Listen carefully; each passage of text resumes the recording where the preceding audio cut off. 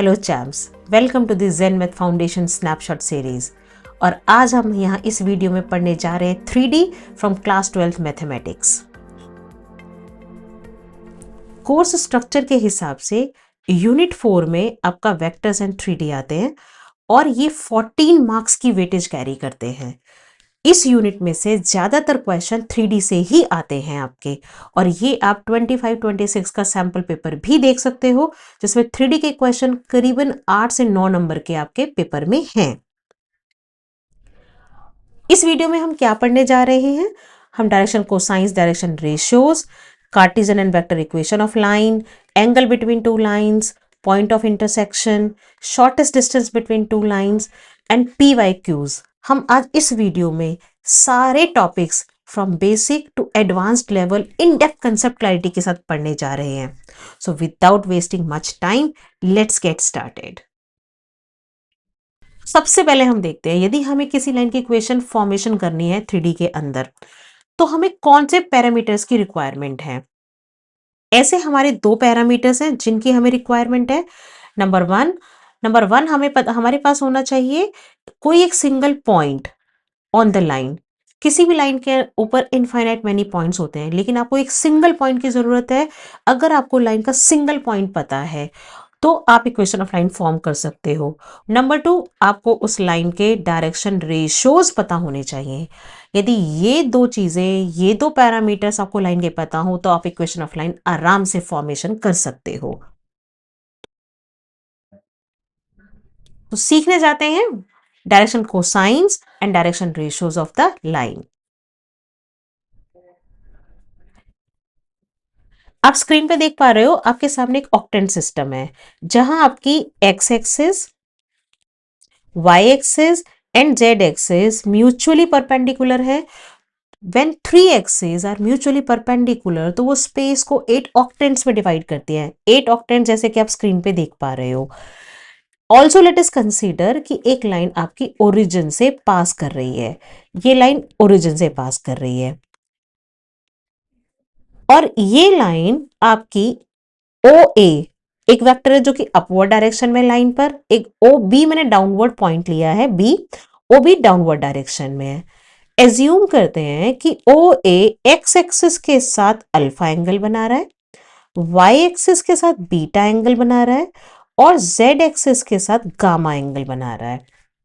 Then cos of these angles, यदि हम इनके कॉस लें तो cos of this angle, cos of alpha, cos beta, cos of gamma, these are called direction cosines of the line. और इन्हें हम cos of alpha की बजाय यदि हम L बोलें, cos of alpha is L, cos beta M and cos gamma N। Then cos beta, cos alpha, cos gamma, ये हो गए हमारे direction cosines of OA। Okay, अब मैं ये लेती हूं कि अगर हमने OB वेक्टर को कंसिडर किया, अगर हम कंसिडर कर रहे हैं OB को, तो साइमल्टेनियसली OB एक्स एक्सिस के साथ कितना एंगल बनाएगा? अगर OA अल्फा एंगल बना रहा है तो सेम लाइन है, ये एंगल आपका हो जाएगा पाई माइनस अल्फा। OB आपका y एक्सिस कितना एंगल बनाएगा? Pi minus beta. और ये z एक्सिस का एंगल बनाएगा पाई माइनस गामा। तो अगर हम डायरेक्शन कोसाइंस की बात करें OB की, तो OB के डायरेक्शन कोसाइंस क्या होंगे?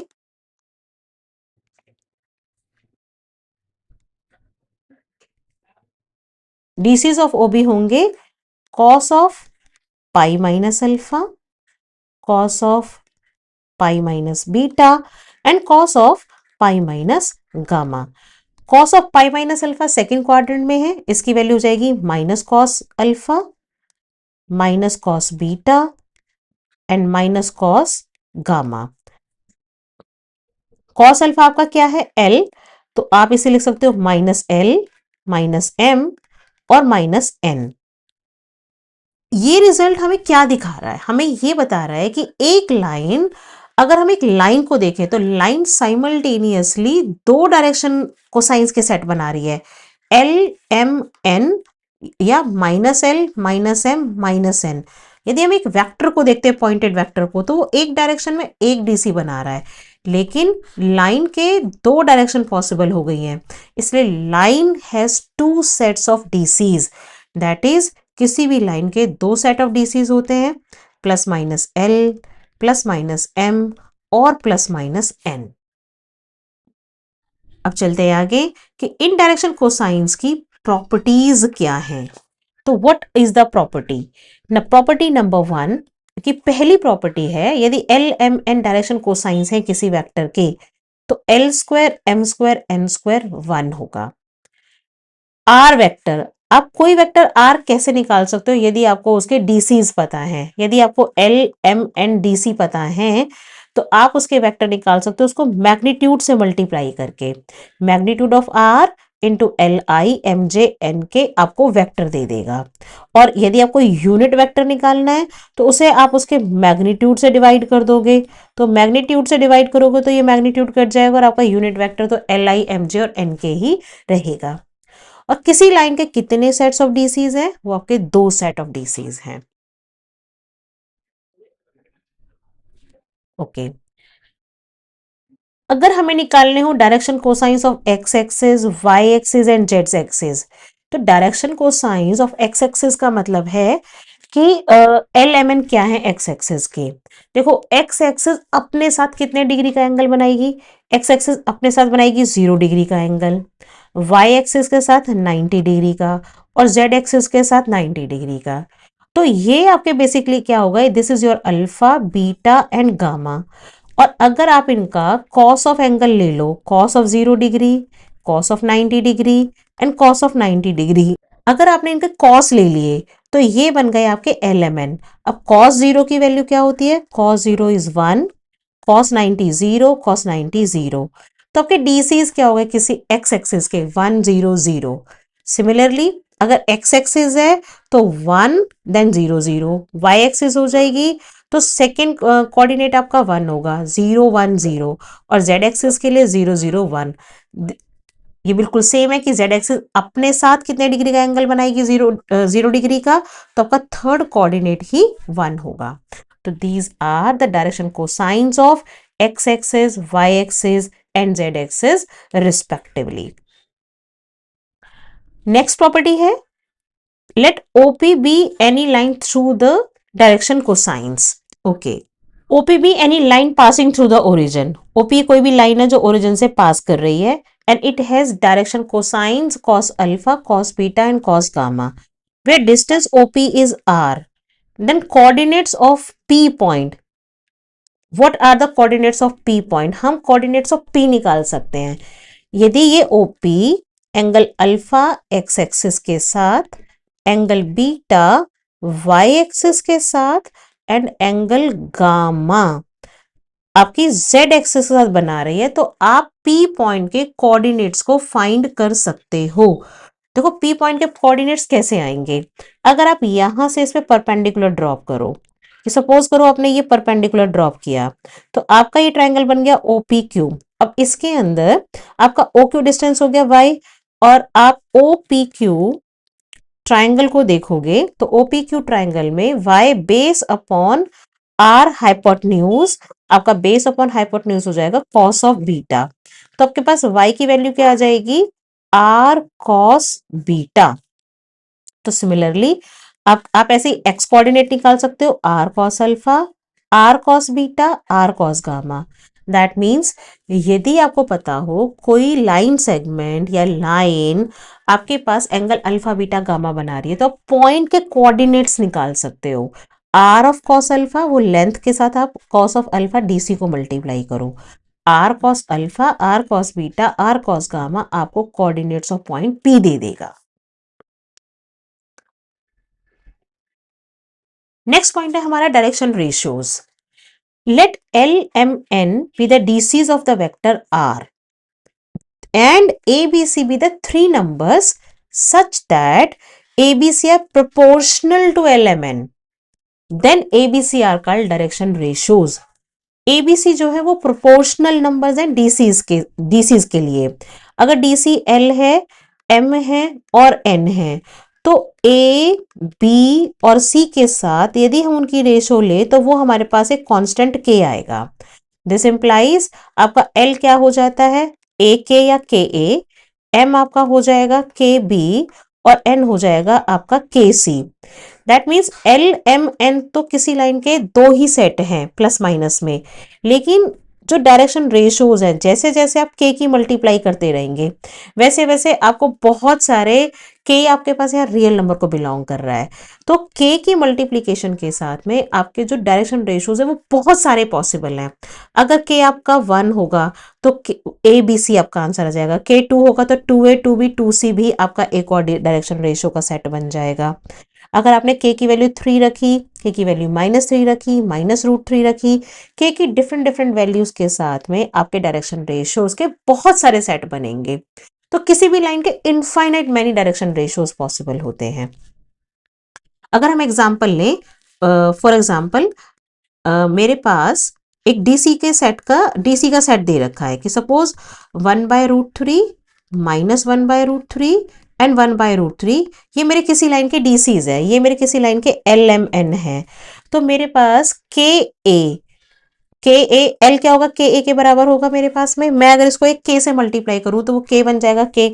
तो मेरे पास अगर मैंने के √3 से मल्टीप्लाई किया, अगर अब मैं इसे के से मल्टीप्लाई कर दूं, के मतलब √3 से मल्टीप्लाई करूं, तो √3 इंटू 1/√3, √3 इंटू -1/√3 एंड √3 इंटू 1/√3, मेरे पास ये वैल्यू आ जाएगी 1 -1 और 1।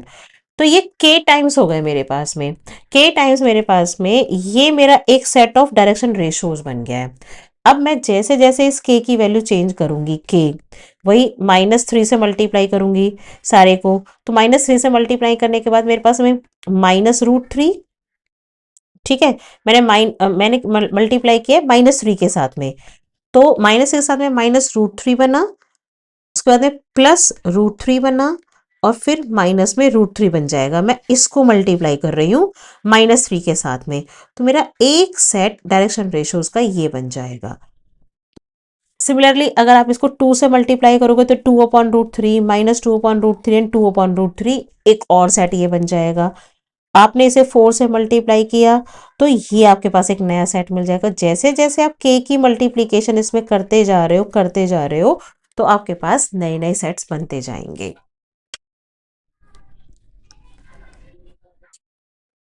नेक्स्ट टॉपिक हमारे पास है, यदि हमारे पास कोई लाइन है और हमें अल्फा बीटा गामा नहीं पता तो हम डीसी नहीं निकाल पा रहे, लेकिन अगर आपके पास लाइन के ऊपर दो पॉइंट्स गिवन है तब भी आप डायरेक्शन रेशो निकाल सकते हो और डायरेक्शन रेशो की हेल्प से डीसीज निकाल सकते हो।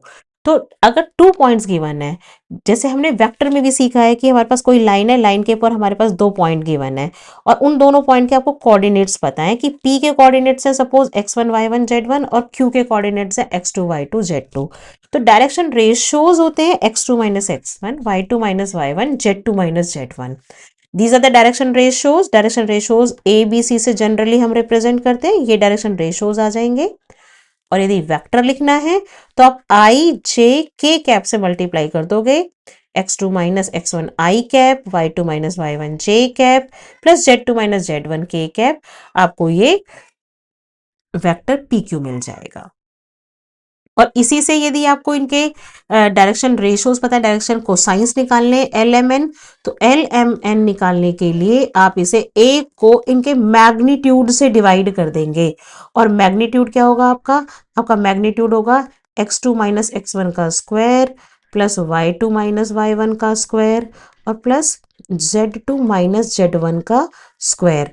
आप मैग्नीट्यूड निकाल सकते हो, a अपॉन मैग्नीट्यूड करोगे तो वो प्लस माइनस में a अपॉन आपका पहला डीसी आ जाएगा, ए को आप बी रख दोगे तो दूसरा एम बन जाएगा और बी के प्लेस पे सी अपॉन मैग्नीट्यूड करोगे तो वो आपका एन बन जाएगा। तो ऐसे ही दो पॉइंट से आप डायरेक्शन रेशियो और डायरेक्शन कोसाइंस दोनों निकाल सकते हो।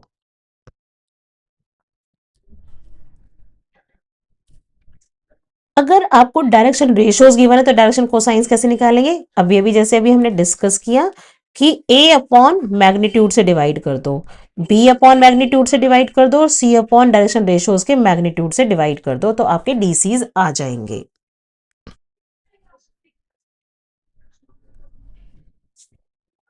नाउ इनकी कंबाइंड प्रॉपर्टीज लाइन के लिए क्या है, देखो कंबाइंड प्रॉपर्टीज है, सपोज करो यहाँ पर आपकी L1 और L2 दो लाइंस है, ये परपेंडिकुलर है। अगर L1 के direction ratios A1 B1 C1 है, L2 के direction ratios A2 B2 C2 है, अगर आपको उनके डायरेक्शन रेशियोज पता है तो सिंपली उनकी डॉट प्रोडक्ट कर दो। डॉट प्रोडक्ट आपको A1 A2 plus B1 B2 plus C1 C2, अगर ये जीरो आ जाए डॉट प्रोडक्ट्स की, यदि आपके डायरेक्शन रेशियोज की डॉट प्रोडक्ट जीरो आ जाए तो लाइंस को परपेंडिकुलर कहेंगे। और यदि डायरेक्शन रेशियोज प्रोपोर्शनल हो, A1 upon A2 is equal to B1 upon B2 is equal to C1 upon C2, तो हम कहेंगे लाइंस पैरेलल हैं।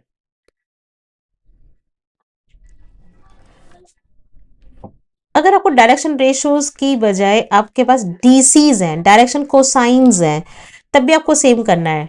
डायरेक्शन कोसाइंस की dot product L1 L2 plus M1 M2 plus N1 N2 अगर zero आ गई तो आप कहेंगे लाइंस परपेंडिकुलर हैं, और यदि उनकी रेशियोज इक्वल हैं तो लाइंस पैरेलल हैं।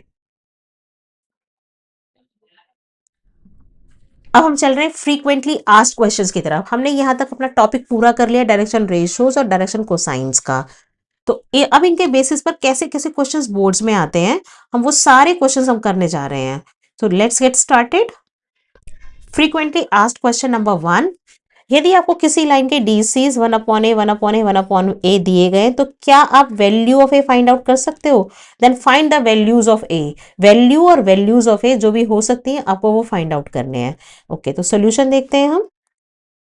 देखो आपके क्या गिवन है, आपको L M और N लाइन के डीसीज गिवन है कि ये आपके 1/A और 1/A है। अगर आपके पास LMN है then we know L square plus M square plus N square इनका सम 1 होता है। That means 1/A square plus 1/A square plus 1/A square इनका सम 1 होगा। तो यहां आपके पास क्या आ गया, 1/A स्क्वायर, आपने स्क्वायर खोल दिया, and this is equal to 3/A square is equal to 1। तो what is A square, A square is equal to 3, cross product किया और A की वैल्यू आ गई +-√3। तो वैल्यूज हमसे पूछा गया था, तो वैल्यूज हमारी दो वैल्यूज है, this is our answer. Simple. चलो देखते हैं next question. Can a line have DCs 1/5 1/5 1/5? आपको ये चेक करना है।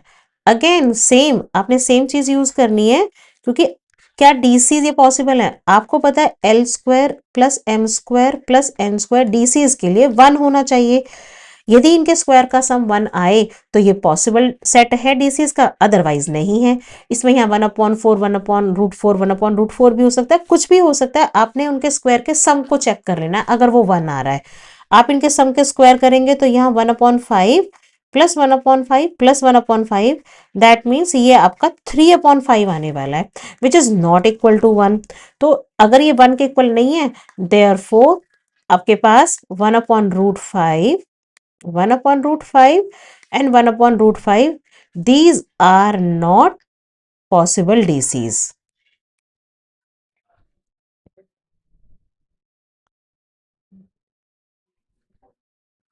Next question. A line makes angles pi by 2, 3 pi by 4 and pi by 4 with positive direction of x, y, z axis. Find its DCs. Okay, देखो कोई Cartesian plane के अंदर आपकी एक लाइन है और ये लाइन आपकी पाई बाय 4, 3 π/4 एंड π/4 तीनों एक्सिस के साथ एंगल बना रही है। दैट मीन्स आपको अल्फा बीटा और गामा पता है। यदि आपको अल्फा बीटा गामा पता है तो डीसीज क्या होंगे, लाइन क्या पूछ रहे हैं, डीसीज, तो डीसीज आपके हो जाएंगे cos alpha cos beta cos gamma. तो जस्ट आपको एंगल पता है कि आपका एंगल अल्फा π/2 है, बीटा 3 π/4 है और गामा π/4 है। तो देन डीसीज आपके हो जाएंगे cos alpha cos beta and cos gamma. Cos alpha का मतलब cos 90 degree π/2, cos 3 π/4 and cos π/4। एक ही यूनिट में लिख लो cos पाई बाय 2 जो गिवन है, कोई फर्क नहीं पड़ रहा वैसे इससे। cos 90 0। अब cos 3 पाई बाय 4 की, अब आपको cos 3 पाई बाय 4 की वैल्यू निकालनी है। तो cos 3 पाई बाय 4 की value cos pi minus pi by 4, ये सेकंड क्वाड्रेंट में है, cos सेकंड क्वाड्रेंट में नेगेटिव होता है, तो ये minus cos pi by 4 minus 1 by root 2 value आ गई। एंड cos पाई बाय 4 की वैल्यू 1 बाय रूट 2। तो हमारे डीसीज एल एम एन क्या हो गए? L M N are 0 minus 1 by root 2 and 1 by root 2। These are your answers. DCs पता चल गए आपको।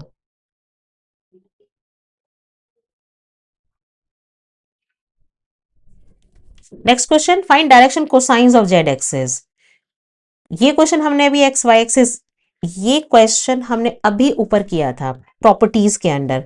तो आई वुड लाइक कि आप मुझे इसका आंसर कमेंट करें, जेड एक्सिस के डीसीज क्या हैं।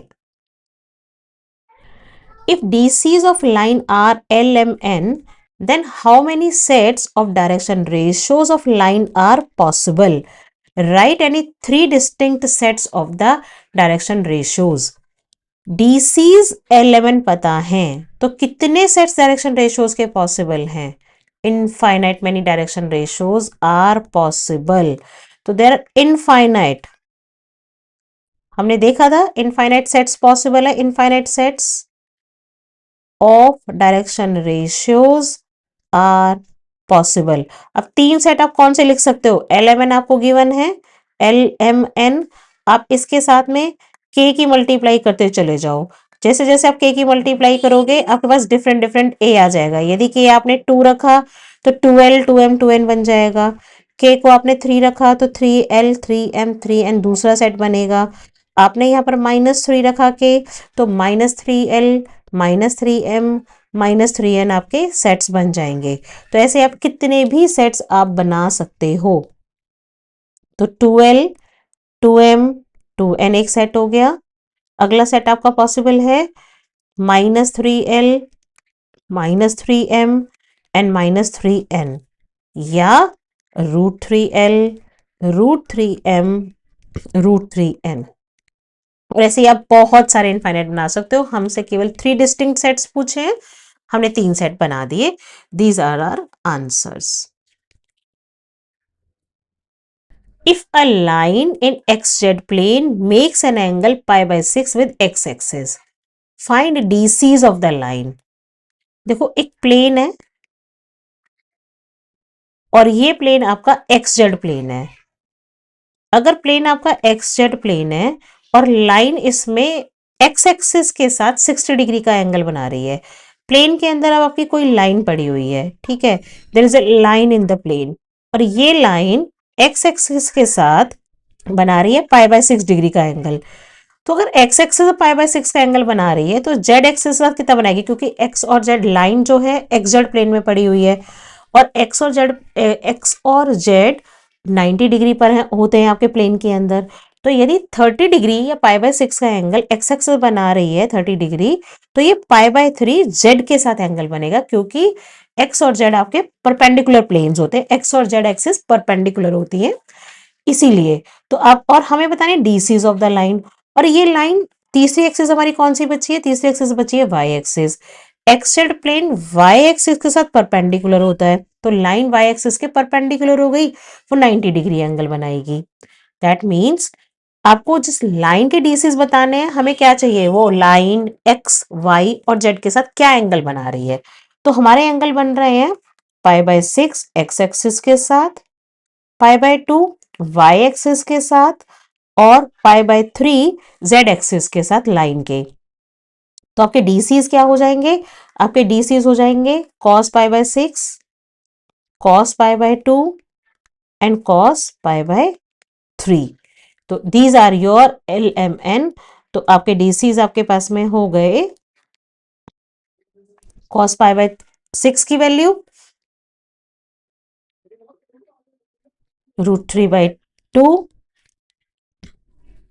cos 90 0 and cos 60 degree half. These are the DCs of the line.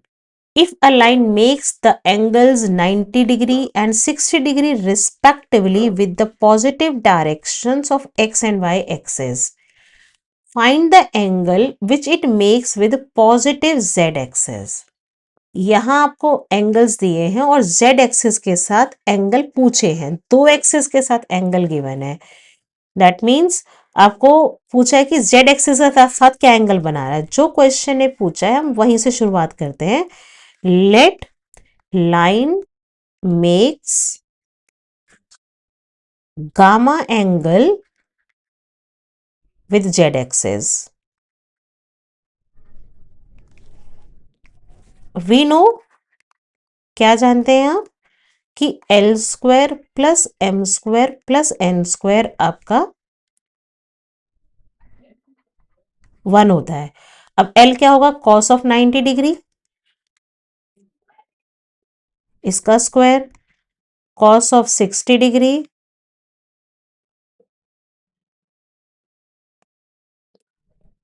And cos of gamma का स्क्वायर, ये 1 होना चाहिए। कॉस 90 0 होता है, 0 का स्क्वायर 0। अब कॉस 60 की वैल्यू आपकी होती है हाफ, हाफ का square plus cos square gamma is equal to 1। तो यहां से हम सिर्फ कॉस स्क्वायर गामा निकाल लेंगे, वही हमारा आंसर है। तो 1 माइनस 1/4 3/4, तो कॉस अल्फ गामा आपका हो जाएगा √3/2 और ये आपका प्लस माइनस में आएगा क्योंकि स्क्वायर निकाल रहे हो आप यहां पर। तो आपके पास में कॉस गामा प्लस माइनस √3/2, तो क्या एंगल बनेगा आपका, आपके पास में एंगल क्या बनेगा ये हमें बताना है। अगर 90 डिग्री 60 डिग्री बन रहा है तो आप एंगल बताओ किस एंगल पर वैल्यू √3/2 होती है आपकी, अब ये बताओ आप। और जो भी एंगल आपका है गामा की वैल्यू √3/2, तो गामा हमारे पास में क्या आ जाएगा, कॉस गामा की वैल्यू हो गई आपकी π/6। क्योंकि हमारी लाइन जो है पॉजिटिव एक्सिस के साथ बना रही है तो हम उसका नेगेटिव एंगल नहीं लेंगे, सिर्फ एक ही एंगल लेंगे और हमारे पास एक आंसर आ गया π/6। Find the acute angle which the line with DCs 1/√3, 1/6 and n makes with the positive direction of z axis। आपको एक्यूट एंगल बताना है कि वो क्या एक्यूट एंगल बना रही है positive direction of Z axis के साथ में, और डीसीज आपको गिवन है।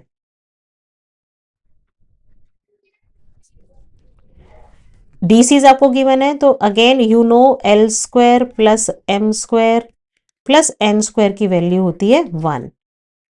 तो अगर आपको पता है L square M square N square इनकी वैल्यू 1 है तो आपके पास एल कितना है, डीसीज गिवन है यहाँ पर, राइट। तो 1/√3 का स्क्वायर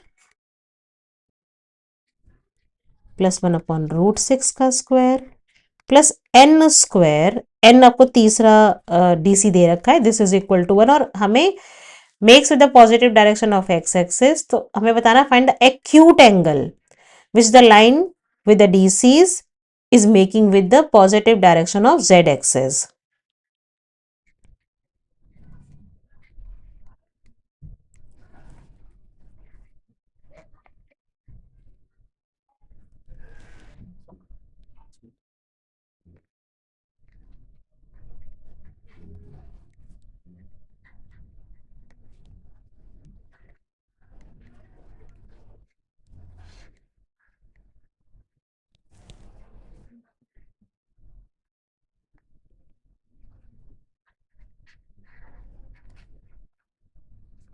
हमने सिंपली से सॉल्व कर लिया, एन स्क्वायर की वैल्यू आ गई हाफ। एन स्क्वायर का मतलब एन क्या है आपका, कि सपोज कि एंगल क्या बन रहा है आपके पास में, एन का मतलब है एन आपके पास में हो जाएगा कॉस ऑफ गामा, तो इसको आप कॉस स्क्वायर गामा लिख सकते हो, दिस इज हाफ, और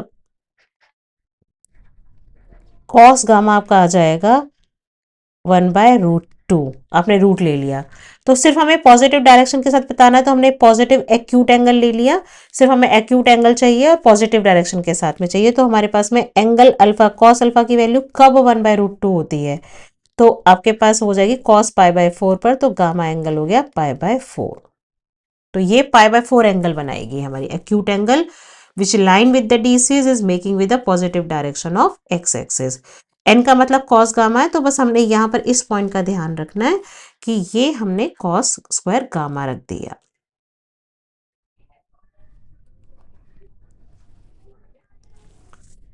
Find the DCs of the line which makes equal angles with the coordinate axis. Coordinate axis के साथ इक्वल एंगल बनाए, तो लेट कर लो कि कोऑर्डिनेट एक्सिस जो के साथ कोई भी लाइन जो है अल्फा एंगल बना रही है, एक्स एक्सिस के साथ भी, वाई एक्सिस के साथ भी और जेड एक्सिस के साथ भी। तो let line makes X line let line makes alpha angle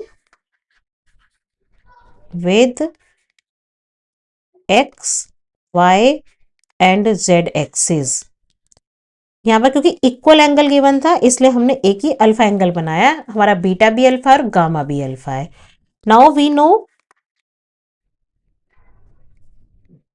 क्या जानते हो आप कि L square plus M square plus N square की वैल्यू होती है 1। तो cos square alpha cos square alpha cos square alpha is 1, तो यहां आपका आ जाएगा 3 cos square alpha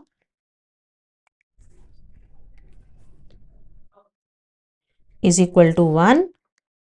so cos square alpha की वैल्यू हो गई 1/3 एंड कॉस अल्फा की वैल्यू हो गई 1/√3 प्लस माइनस।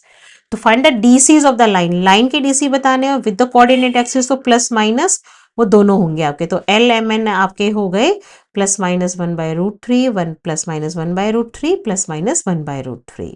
अब हम शुरू करने जा रहे हैं equation of line in space. To find equation of line in space हमें दो पैरामीटर की जरूरत होती है।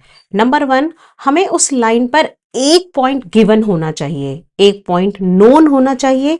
नंबर 2, हमें उस लाइन की डायरेक्शन पता होनी चाहिए, दैट मीन्स हमें डायरेक्शन रेशियोज गिवन होने चाहिए। अगर हमें डायरेक्टली लाइन के डायरेक्शन रेशियोज नहीं पता होते तब भी हम एक दूसरी सिचुएशन में, अगर हमें उस लाइन का एक पैरेलल वेक्टर गिवन है, तो जो पैरेलल वेक्टर के डायरेक्शन रेशियोज होंगे वो ही डायरेक्शन रेशियोज हमारी गिवन लाइन के भी होंगे, क्योंकि दो पैरेलल लाइन के डायरेक्शन रेशियोज प्रोपोर्शनल होते हैं। तो यहां हमारी सिचुएशन है equation of line in space हमें फाइंड आउट करनी है जबकि हमारी लाइन एक गिवन पॉइंट से पास कर रही है और वो एक गिवन वेक्टर के पैरेलल है। तो in this situation let us consider there is a line L और इस लाइन पर हमें point A x1 y1 z1 given है और ये वेक्टर B वेक्टर है हमारा जो कि हमारी लाइन के पैरेलल गिवन है और हमें इक्वेशन ऑफ लाइन निकालनी है। जब भी हमें इक्वेशन ऑफ लाइन निकालनी है तो हमें उस पर एक जनरल पॉइंट कंसिडर करना ही पड़ेगा। तो late us consider a point P whose coordinates are x, y and z which is general point. ये जनरल पॉइंट किसी भी लाइन के इनफाइनाइट मैनी पॉइंट्स को रिप्रेजेंट करता है। तो एक पॉइंट A गिवन है, हमने लेट किया है P पॉइंट जिसके कोऑर्डिनेट्स x, y, z हैं। दैट मीन्स हमें अपनी लाइन पर, रिक्वायर्ड लाइन पर एक पॉइंट A गिवन है, P पॉइंट हमने लेट किया, तो हम 2 पॉइंट फॉर्म से इस लाइन के डायरेक्शन रेशियोज निकाल सकते हैं। वो कैसे निकाल सकते हैं? अगर आपको 2 पॉइंट पता है तो x2 minus x1, y2 minus y1, z2 minus z1 हमारे गिवन लाइन के डायरेक्शन रेशियोज है। तो यहां हमारे डायरेक्शन रेशियोज हो जाएंगे x minus x1, y minus y1 और z माइनस z1 और ये डायरेक्शन रेशियोज इक्वल होंगे lambda times of a, lambda times of b, lambda times of c, क्योंकि a b c parallel vector के direction ratios हैं। अब यहां से आप इस जनरल पॉइंट को निकाल सकते हो। इट इंप्लाइज आपका जनरल पॉइंट x यहां से क्या हो जाएगा x1 plus lambda times of a, y coordinate हमारा हो जाएगा y1 plus lambda times of p and z coordinate हो जाएगा z1 plus lambda times of c। ये हमारा x, y, z हमारे जनरल पॉइंट के कोऑर्डिनेट्स आ गए हैं। ये हमें निकालने की जरूरत क्यों है? हम निकालना चाहते हैं OP वेक्टर। OP वेक्टर यदि हमें निकालना है तो पोजीशन वेक्टर ऑफ P हमारी गिवन है R वेक्टर से और वो हमारा क्या हो जाएगा अगर हम पोजीशन वेक्टर निकालना चाहें OP vector, that is R, वो हमारा होगा x i cap plus y j cap plus z k cap. अभी हमने x की वैल्यूज क्या निकालनी है बच्चों, x की वैल्यूज हमने निकाली है x1 plus lambda times of a। तो मैं यहां पर x के प्लेस पे लिख सकती हूँ x1 plus lambda times of a I cap, y के प्लेस पर y1 plus lambda times of b j cap, and z के प्लेस पर z1 plus lambda times of c k cap. हमारा ये आर वेक्टर है, OP vector, जिसका position vector हमारा are है और हमने उसके कोऑर्डिनेट्स लिख लिए हैं। अब यहां पर आप इसको आप देखो ऐसे भी लिख सकते हो, x1 I cap, y1 J cap and z1 k cap plus lambda times of, देखो x1 आई, y1 जे, z1 के, इस तरीके से ये वेक्टर लिखा।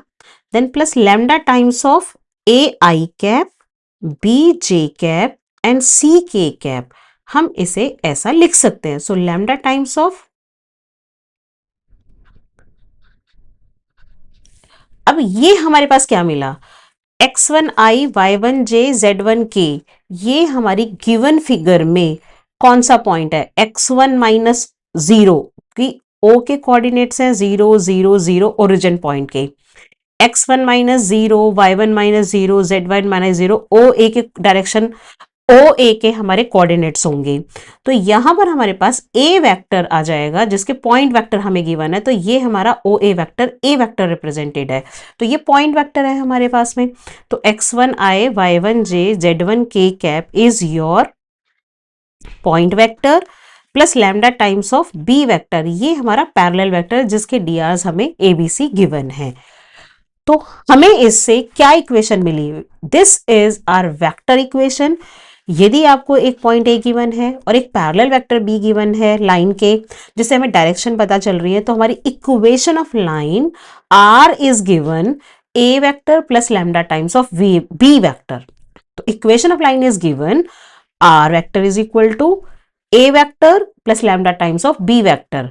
ए वेक्टर क्या है हमारा, पॉइंट वेक्टर, और हमारा बी वेक्टर क्या है, हमारा पैरेलल वेक्टर से डायरेक्शन रेशियोज का वेक्टर है। सो आई होप ये इक्वेशन आपको बिल्कुल क्लियर है। अब हम आगे चलते हैं, क्या हमारी इक्वेशन ऑफ लाइन की कोई और फॉर्म है, वेक्टर फॉर्म हमने पढ़ ली, r vector is equal to a vector plus lambda times of B vector. Yes, इसकी दूसरी फॉर्म है कार्टेशियन फॉर्म। अगर हमें कार्टेशियन फॉर्म चाहिए तो अगेन लाइन हमारी एक पॉइंट ए से पास कर रही है जिसके कोऑर्डिनेट x1 y1 z1 है, और एक पैरेलल वेक्टर है जिसके direction ratios A B c हैं। तो हमने भी देखा, हम एक इक्वेशन को x minus x1 is equal to lambda times of a, हमने इस तरह से डायरेक्शन रेशियोज निकाले अपनी लाइन के। अगर मैं यहां से इन दोनों इक्वेशन से मैं निकालना चाह रही हूं x माइनस x1 अपॉन ए, मैं इस इक्वेशन से लैम्डा की वैल्यू निकाल रही हूं। सेम मैं दूसरी इक्वेशन से y minus y1 upon b is equal to lambda, और मेरी थर्ड इक्वेशन से z minus z1 upon c is equal to lambda. मैंने अपनी तीनों इक्वेशंस से सिर्फ इस कांस्टेंट लैम्डा की वैल्यूज निकाली हैं। क्योंकि तीनों इक्वेशंस लैम्डा के इक्वल हैं, तो हमारी इक्वेशन क्या बन जाती है, x minus x1 upon a, y minus y1 upon b and z minus z1 upon c. And yes, these are the equations and this is the equation of line in symmetrical form। और यहीं से ही हम एक और form निकाल सकते हैं, equation of line in parametric form. Parameters का मतलब है कि आप उसके x, y और z की फॉर्म में आप इक्वेशंस निकालो।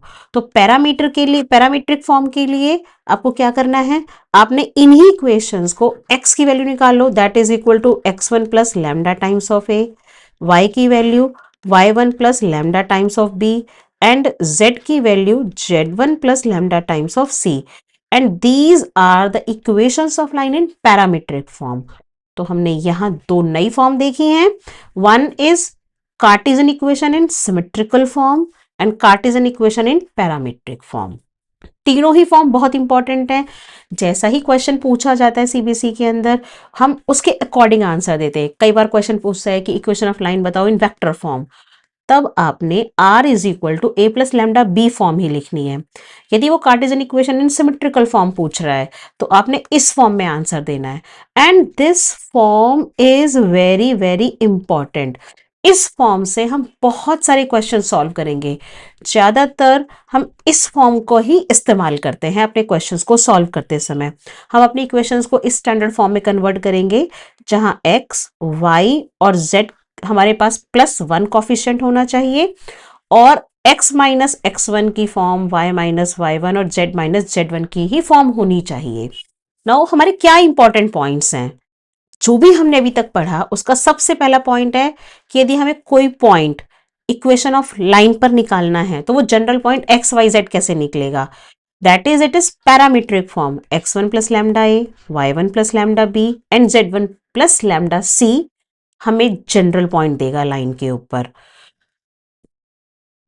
Since x, y and z axis passes through the origin and have direction cosines, अगर x एक्सिस के डायरेक्शन कोसाइंस देखोगे तो वो 1 0 0, 0 1 0 y एक्सिस के एंड 0 0 1 z एक्सिस के डायरेक्शन कोसाइंस हैं। तो इक्वेशंस ऑफ x एक्सिस और y axis and z axis क्या होंगी? तो देखो किसी भी लाइन की इक्वेशन निकालने के लिए आपको एक पॉइंट और डायरेक्शन रेशियोज पता होने चाहिए। x एक्सिस या y एक्सिस या z एक्सिस तीनों ओरिजिन से पास करती हैं। तो एक पॉइंट तो फिक्स हमें पता है ओरिजिन का 0 0 0। तो x minus x1, x1, y1 और z1 हो गया 0 0 0 और direction ratios 1 0 0 for x axis हो गए। या तो आप ये इक्वेशन लिखो या अब y is equal to 0, z is equal to 0 भी हमारी x एक्सिस की इक्वेशन होती है क्योंकि x एक्सिस पर y कोऑर्डिनेट और z कोऑर्डिनेट 0 होते हैं। Likewise equation of y axis क्या होगी? x minus 0/0, y minus 0/1 and z minus 0/0। ये हमने डायरेक्शन रेशियोज लिखे हैं और ये हमारा ओरिजिन से पास कर रही है। और y एक्सिस पर x या z कोऑर्डिनेट 0 होता है तो x is equal to 0, z is equal to 0 is also the equation of y axis. Likewise, equation of z axis is this. Equation of straight line passing through two given points. अब ये situation हो सकती है कि आपको directly एक parallel vector नहीं given है या डायरेक्टली लाइन के डायरेक्शन रेशियोज नहीं गिवन है, रादर आपको लाइन के ऊपर 2 पॉइंट्स गिवन है। यदि आपको लाइन के ऊपर 2 पॉइंट्स गिवन है तब भी हम इक्वेशन ऑफ लाइन बड़े आराम से निकाल सकते हैं क्योंकि हमें दो ही चीजें चाहिए, हमें एक सिंगल पॉइंट चाहिए और उसके डायरेक्शन रेशियोज चाहिए। और अगर लाइन के ऊपर आपको 2 पॉइंट्स गिवन है लाइक ए एंड बी तो बहुत अच्छी बात है, हम दोनों पॉइंट से डिफरेंस निकाल के उसके डायरेक्शन रेशियोज निकाल लेंगे like x2 minus x1, y2 minus y1 and z2 minus z1 आपको डायरेक्शन रेशियोज दे देगा। तो आपकी इक्वेशन ऑफ लाइन क्या बन जाएगी? आप किसी भी पॉइंट से बनाओ, चाहे आप ए पॉइंट को यूज करो या बी पॉइंट को यूज करो, दोनों से ही इक्वेशन ऑफ लाइन बन जाएगी। अब देखो पहले इसका प्रूफ देख लेते हैं फिर हम फाइनल रिजल्ट पर चलेंगे। तो हमें यहाँ a and b 2 point given है, हमने एक पॉइंट P लिया है P x y z जो कि जनरल पॉइंट हमें इक्वेशन ऑफ लाइन बनाने के लिए चाहिए। अब OP का पोजीशन वेक्टर हो गया R, OA का A एंड OB का B। क्योंकि AP लाइन AB के कोलिनियर होगी, पैरेलल या कोलिनियर है, सो AP is lambda times of AB। AP line को हम कैसे निकाल सकते हैं? AP वेक्टर को OP माइनस OA वेक्टर आप AP वेक्टर निकाल सकते हो एंड AB वेक्टर आप कैसे निकालोगे? OB वेक्टर माइनस में OA वेक्टर आप AB वेक्टर निकाल सकते हो। तो OP वेक्टर का पोजीशन वेक्टर क्या है बेटा? That is R vector minus में OA के लिए क्या है? A vector lambda times of OB B vector minus में A वेक्टर। तो यहां से हमारा R vector that is the position vector of general point वो हमारे पास हो जाएगा A vector plus lambda times of B minus में A वेक्टर। तो आपकी इक्वेशन ऑफ लाइन, ये आपकी इक्वेशन ऑफ लाइन है जबकि आपके पास 2 पॉइंट्स गिवन है। बेसिकली हमने क्या किया, ये हमारा पॉइंट वेक्टर हो गया, हमने A वेक्टर ले लिया, दूसरा हमने B माइनस A वेक्टर करके हमने डायरेक्शन रेशियोज निकाले हैं। तो इसे आप वेक्टर फॉर्म में, ये वेक्टर फॉर्म है और यदि आपने इसके कोऑर्डिनेट फॉर्म लिखनी है तो R के कोऑर्डिनेट्स हो जाएंगे xi प्लस yj प्लस में जेड के कैप, ए वेक्टर के कोऑर्डिनेट्स हैं हमारे पॉइंट वेक्टर के x1i, y1j प्लस में z1 k कैप प्लस में lambda times of b minus a. तो b के हमारे पॉइंट्स हैं x2, y2, z2, तो ये हमारे पास हो जाएगा x2 minus x1i cap plus में y2 minus y1 j cap, z2 minus z1 k cap. तो ये आपकी कोऑर्डिनेट फॉर्म में इक्वेशन हो गई, सिंपल। नेक्स्ट है equation of straight line passing through two given points, उसकी कार्टेशियन फॉर्म। तो कार्टेशियन फॉर्म क्या होगी, देखो ये x1 y1 z1 हमारा एक गिवन पॉइंट है और आपने डायरेक्शन रेशियोज कैसे निकाले, गिवन टू पॉइंट्स है x2 minus x1, y2 minus y1 and z2 minus z1। That means यदि आपकी इक्वेशन थी x minus x1 upon a, y minus y1 upon b and z minus z1 upon c, ये हमारी कौन सी situation थी, जबकि आपको a B c direction ratios given थे। अगर a B c directly given नहीं है तो आप टू पॉइंट्स के डिफरेंस से आप ए बी एंड सी को फाइंड आउट कर रहे हो। तो this is equation of line in Cartesian form when two points are given on the line. अब हम आगे चलते हैं, हमने इक्वेशन ऑफ लाइन निकाल ली दोनों तरीके से। एंगल बिटवीन टू लाइंस हमें कैसे फाइंड आउट करना है, देखो स्क्रीन पे आप देख सकते हो। सपोज करो ये मेरी L1 एंड L2 दो लाइंस हैं, जब भी दो लाइन इंटरसेक्ट करेंगी तो हमें दो एंगल मिलते हैं।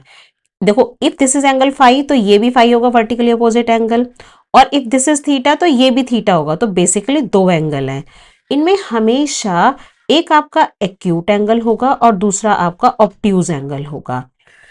जब भी हमें angle between two lines find out करने हैं तो बेसिकली पैरेलल वेक्टर ही हमारी दोनों लाइंस के हर राज को ओपन करेगा। तो देखो सपोज करो एक लाइन है जिस this is the first line a plus lambda b vector, this is second line c plus lambda d vector. तो a वेक्टर पॉइंट का पोजीशन वेक्टर है पहली लाइन के लिए और b वेक्टर उसके डायरेक्शन रेशियोज का वेक्टर है, और इस लाइन का c पॉइंट वेक्टर है और d पैरेलल वेक्टर है। तो सिर्फ आपने किन दो पर ध्यान देना है, b वेक्टर और d वेक्टर पर, जो कि हमारे पैरेलल वेक्टर्स हैं दोनों लाइन के। आपने इन दोनों की डॉट प्रोडक्ट को मैग्नीट्यूड्स से डिवाइड करना है, आपके पास cos of angle between two lines आ जाएगा। जैसे हम एक एग्जांपल देखते हैं, मैंने एक लाइन L1 और L2 लिखी है, x minus one upon two, y minus two upon minus two and z minus three upon minus one. ये मेरी पहली लाइन है।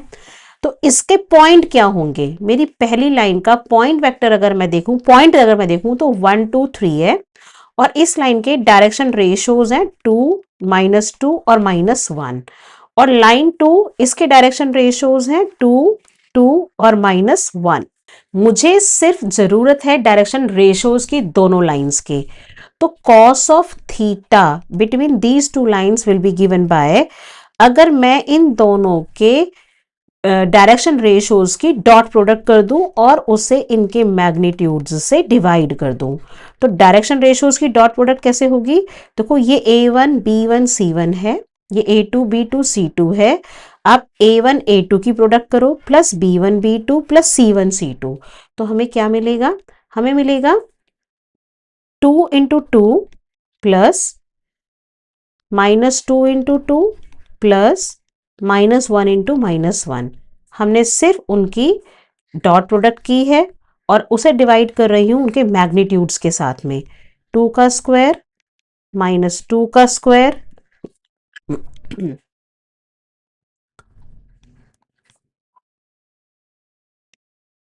प्लस में माइनस 1 का स्क्वायर, और इसको डिवाइड करो 2 स्क्वायर प्लस माइनस 1 का स्क्वायर। आप सॉल्व करो इसे, 4 माइनस 4 प्लस में 1 अपॉन रूट 9 इंटू में रूट 9, हमारी ये वैल्यूज आ गई। यहाँ 4 से 4 cut down, 1 upon 3 into 3, that means हमारे पास कॉस थीटा आ गया 1 अपॉन में 9। तो ये हमारा हमें निकालना है एंगल, तो एंगल अगर निकालना है तो थीटा हमारे पास में हो गया कॉस इनवर्स 1 अपॉन में 9। इस तरीके से हम एंगल निकाल लेंगे। ये वैल्यू हमारी तो इस तरीके से हमने अपना थीटा निकाल लिया, एंगल बिटवीन टू लाइंस। अब देखो, जैसा कि मैंने तुम्हें बताया, एंगल या तो आपके पास जब भी दो लाइंस गिवन हैं तो उनके बीच जो एंगल बन रहा है, एक एक्यूट बनेगा और एक ऑब्ट्यूज बनेगा। तो जब भी एक्यूट एंगल होगा तो उसका साइन प्लस होगा आपके पास में। आपको direction ratios A1 B1 C1 और A2 B2 C2 गिवन है, आपने डॉट प्रोडक्ट की और मैग्नीट्यूड से डिवाइड किया। अगर एंगल 0 to 90 के बीच में लाई कर रहा है तो ये आपका पॉजिटिव एंगल आएगा, क्योंकि cos थीटा फर्स्ट क्वाड्रेंट में पॉजिटिव होता है आपका। और यदि एंगल 90 to 180 के बीच में लाई कर रहा है तो वो नेगेटिव होगा आपका, क्योंकि वो ऑब्ट्यूज एंगल है और सेकंड क्वाड्रेंट में लाई कर रहा है। तो आपके किसी भी लाइन के जब भी एंगल निकालोगे तो साइमल्टेनियसली हमेशा दो एंगल आएंगे, क्योंकि एक एक्यूट होगा तो साइमल्टेनियसली ऑब्ट्यूज एंगल भी बन रहा होगा। एक पॉजिटिव आंसर आएगा तो दूसरा नेगेटिव भी आएगा। तो हमने अभी तक यहाँ क्या सीखा? एंगल बिटवीन टू लाइंस में we always consider acute angle between the two lines. देखो, बाय डिफॉल्ट अगर क्वेश्चन हमसे एंगल बिटवीन टू लाइंस पूछा तो हम बाय डिफॉल्ट उसका एक्यूट एंगल का आंसर देते हैं, हम पॉजिटिव एंगल का आंसर देते हैं। If L1 and L2 be the two lines having direction cosines L1 M1 N1 and L2 M2 N2 respectively। Suppose आपको अब डायरेक्शन रेशियोज गिवन नहीं है, डायरेक्शन कोसाइंस गिवन है। अगर आपको डायरेक्शन कोसाइंस गिवन है तो एक्यूट एंगल का फॉर्मूला हमारे पास क्या होगा? देखो, वो L1 L2 plus M1 M2 और प्लस में N1 N2, और आप इसे डिवाइड करेंगे L1 square plus M1 square plus N1 square और L2 square plus M2 square plus N2 square. आपको पता है L1 square M1 square N1 square ये 1 होती है वैल्यू, और ये भी 1 वैल्यू होती है। तो ये हमारे पास 1 into 1 होकर खत्म हो जाती है वैल्यू। तो इसीलिए हमारा फॉर्मूला सिर्फ होता है L1 L2 plus M1 M2 plus में N1 N2। तो यदि डीसीज गिवन है तो आप ऐसे डायरेक्टली एंगल निकाल सकते हो। अगला टॉपिक है फ्रीक्वेंटली आस्क्ड क्वेश्चंस। अब इक्वेशन ऑफ लाइन के ऊपर बेस्ड हमारे कैसे कैसे क्वेश्चंस पूछे जाते हैं और हमने उन्हें कैसे डील करना है, तो चलिए समझते हैं इन इजी वे। वो तो पहला क्वेश्चन है, ये दिल्ली 2017 का आया हुआ क्वेश्चन है, और ये क्वेश्चन कहता है find the vector equation of line passing through the point 1 to -1 and parallel to this line. देखो, इस क्वेश्चन में आपको पॉइंट तो गिवन है लेकिन डायरेक्शन रेशियोज डायरेक्टली गिवन नहीं किए हैं। इसमें आपको क्या है, एक लाइन है जिसके ऊपर एक पॉइंट है 1 to -1, और ये लाइन जिस लाइन के पैरेलल है उसकी आपको ये इक्वेशन गिवन है। और अब आपको equation of line, required equation of line बतानी है। यहां आपके लिए सबसे ज्यादा इंपॉर्टेंट क्या है कि आपको पॉइंट गिवन है लेकिन डायरेक्शन रेशियोज ऑफ लाइन हमने माने कि हमारे ए बी सी हैं। वो हमें कैसे मिलेंगे, कहां से मिलेंगे? वो हमें ये लाइन देगी जिसके पैरेलल है। अब सबसे बड़ी बात ये है कि ये लाइन हमें स्टैंडर्ड फॉर्म में गिवन नहीं है, हम इसको कार्टेशियन फॉर्म में कन्वर्ट करेंगे, that too in standard form. यही हमारे पास इस क्वेश्चन का हॉट स्पॉट है यहाँ पर। तो उसे हम कैसे कन्वर्ट करते हैं? हमें पता है हमारी इक्वेशन ऑफ लाइन होती है x minus x1 upon a, y minus y1 upon b and z minus z1 upon c। हमें क्या चाहिए होता है? x, y और z का कोफिशिएंट +1 चाहिए होता है। हमें ये इक्वेशन गिवन है, यहां पर आप सबसे पहले 5 कॉमन निकालोगे तो x माइनस 5, क्योंकि मुझे x का कोफिशिएंट +1 करना है। यहां से -7 कॉमन तो मेरे पास हो गया y माइनस 2, और यहां से मैंने 35 कॉमन तो ये मेरा 35 इंटू z है। मुझे इक्वेशन को कन्वर्ट करना है x minus x1 upon a की फॉर्म में। तो ये हमारी इक्वेशन बन जाएगी x minus 5 upon 1 upon 5, y minus 2 upon -1 upon 7 and z upon 1 upon 35। तो देखो, इसके आपके या ये आपका 1/5 a है, ये b है और ये c है, और इसका पॉइंट हो गया 5, 2 एंड 0। ये लाइन 5 to 0 से पास कर रही है और इसके डायरेक्शन रेशियोज हैं 1/5, 1/7, 1/35। लेकिन ये डायरेक्शन रेशियोज हमें अपॉन फॉर्म में गिवन है। हम इसको सिंप्लीफाई कर सकते हैं। इनको सिंप्लीफाई करने के लिए 5, 7 और 35 का एलसीएम लो। एलसीएम लिया 35, तो 5 7 जा 35, -5 एंड 1। हमने इस फॉर्म में इसको कन्वर्ट कर लिया। इसे हम अलग अलग 7/35, -5/35 और 1/35 लिख सकते हैं। 1/35 इन सब में कॉमन है, तो इसे हमने मान लिया एक कांस्टेंट k है, तो ये हम लिख सकते हैं 7 इंटू के, 1/35 इज k, -5 इंटू के और 1 इंटू के। तो जो ये कांस्टेंट के, देखो डायरेक्शन रेशियोज बहुत सारे पॉसिबल हैं, डिफरेंट डिफरेंट केस के साथ हम डिफरेंट डिफरेंट डायरेक्शन रेशियोज बना सकते हैं। तो इसकी सिंपलेस्ट फॉर्म क्या होगी, 7 -5 और 1। तो जो डायरेक्शन रेशियोज हमें रेशनल फॉर्म में मिले थे उन्हें हमने सिंपलेस्ट फॉर्म में कन्वर्ट कर लिया, 7 -5 और 1। तो हमें डायरेक्शन रेशियोज मिल गए जिस लाइन के पैरेलल हमारी रिक्वायर्ड लाइन है। तो ये ही डायरेक्शन रेशियोज हमारी लाइन के भी हैं जिसकी हमें इक्वेशन निकालनी है। अब उसका पॉइंट हमें पता है, तो हमारा ABC क्या हुआ, 7 -5 और 1। अब हमें दोनों चीजें मिल गई, पॉइंट भी और डायरेक्शन रेशियोज भी। तो इक्वेशन ऑफ रिक्वायर्ड लाइन हो जाएगी x - x1 1/7, y - y1 upon -5 और z -1/1। 1 क्या है हमारा, c है हमारे पास में, हमने ये c वैल्यू पुट करी है। This is required equation of line. इस क्वेश्चन में हमने दो नए पॉइंट सीखे हैं कि यदि हमें इक्वेशन एक स्टैंडर्ड फॉर्म में गिवन नहीं होती है, यदि हमारी इक्वेशन हमें स्टैंडर्ड फॉर्म में गिवन नहीं होती है, तो क्या तरीका है जिससे हम उसे स्टैंडर्ड फॉर्म में x - x1 upon a, y - y1 upon b और z - z1 अपॉन c में कन्वर्ट करेंगे। और इसमें दूसरा पॉइंट इंपॉर्टेंट था कि आपको रेशनल फॉर्म में डायरेक्शन रेशियोज मिले, तो आपने उसे कैसे सिंपलेस्ट फॉर्म में कन्वर्ट किया। ये दो पॉइंट ही बहुत इंपॉर्टेंट हैं। नेक्स्ट क्वेश्चन है, ये एनसीईआरटी में क्वेश्चन है हमारा, find the equation of line which is parallel to x axis and passing through the origin. अगर लाइन ओरिजिन से पास कर रही है, तो जिस लाइन की इक्वेशन हमें निकालनी है ओरिजिन से पास कर रही है, तो आपको पॉइंट तो लाइन का मिल गया। पॉइंट क्या है, ओरिजिन, दैट मीन्स वो लाइन 0 0 से पास कर रही है और वो लाइन एक्स एक्सिस के पैरेलल है। तो गिवन लाइन एक्स एक्सिस के पैरेलल है और आपको पता है एक्स एक्सिस के डायरेक्शन रेशियोज क्या होते हैं, 1 0 0। तो हमारी गिवन लाइन के भी डायरेक्शन रेशियोज 1 0 0 हो गए। तो हमें डायरेक्शन रेशियोज पता चल गए, दैट इज 1 0 0। अब इक्वेशन ऑफ लाइन निकालना बहुत ही आसान है। तो हमारी इक्वेशन ऑफ लाइन क्या होगी, x - x1 upon a, y - y1 upon b and z - z1 upon c। 1 0 0 ये हमारे DRs हैं, ABC 0 0 0 ये हमारा पॉइंट है। एक पॉइंट और यहाँ पे नोट डाउन करो, देखो y - 0.0 इसका मतलब ये नहीं है कि हम इसे डिवाइड कर रहे हैं, ये हमारा न्यूमरेटर है, ये हमारा डिनोमिनेटर है और ये इन्फिनिटी हो जाएगा। This is just a notation to write, ये सिर्फ एक तरीका है लिखने का और ये हमारे डायरेक्शन रेशियोज को शो कर रहा है। नेक्स्ट एग्जांपल है, if the equation of line is this, find direction ratios of the line and a point on the line. हमें लाइन पर डायरेक्शन रेशियोज और पॉइंट फाइंड आउट करना है। ओके, अब देखो इसको हम, ये हमारा क्या है, a vector plus lambda times of B vector, हमारी किसी लाइन की इक्वेशन इस फॉर्म में होती है। तो जो भी लैम्डा के साथ मल्टीप्लाइड होता है वो हमारा बी वेक्टर होता है, पैरेलल वेक्टर होता है।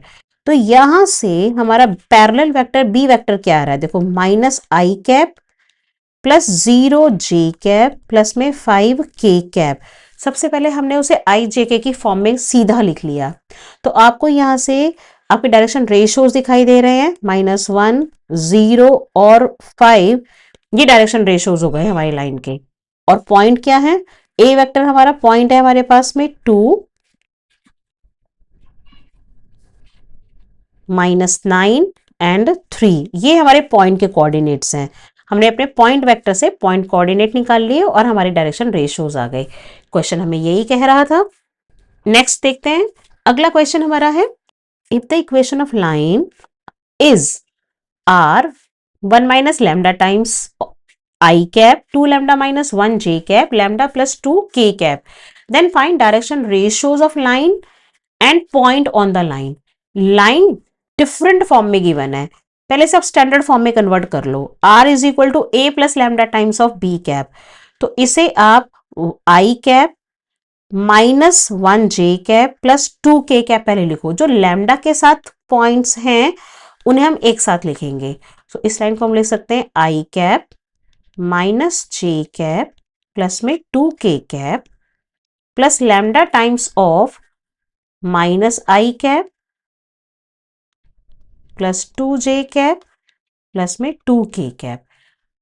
जो कोफिशिएंट्स लैम्डा के साथ मल्टीप्लाइड हैं वो हमारे पास 2 लैम्डा और ये लैम्डा के साथ जो मल्टीप्लाइड हैं वो ही हमारे पैरेलल वेक्टर के डायरेक्शन रेशियोज हैं।